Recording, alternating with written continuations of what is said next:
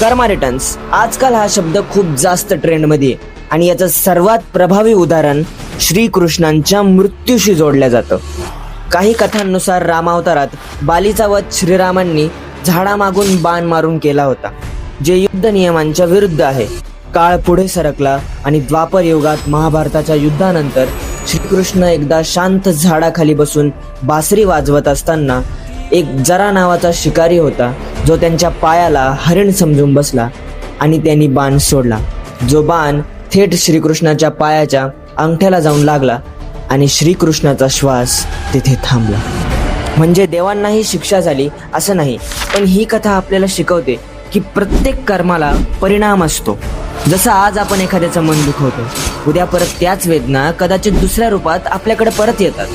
म्हणून कर्म करताना विचारपूर्वक करा, कारण कर्म कधीच हरवत नाही, ते फक्त योग्य वेळ येण्याची वाट पाहत असते.